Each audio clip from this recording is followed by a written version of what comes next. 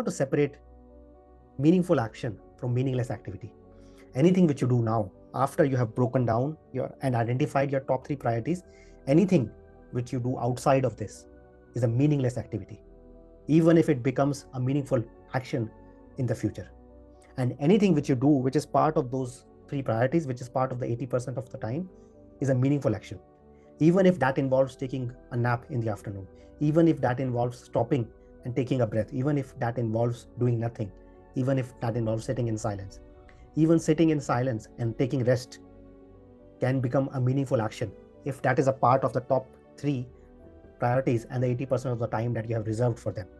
Anything else, even if that is very important, even if that is a meeting with the CEO or that is a meeting with an investor, if that is not a part of your top 3 priorities, that is a meaningless activity. Normally, we call anything which we do as meaningful action and anything which we don't do as a waste of time.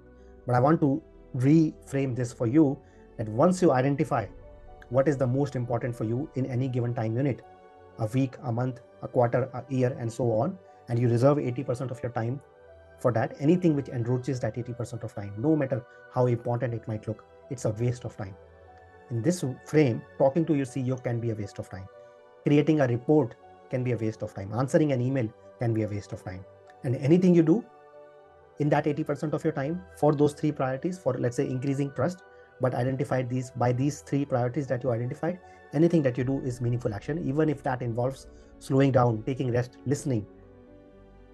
And I want to really break this habit of thinking that hard work or being busy or doing more is valuable in some way in and of itself.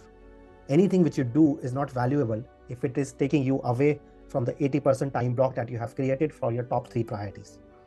If you are not able to do your top 3 priorities, then you are failing, right? Then you are failing in your job as a leader, irrespective of anything else that you think is important.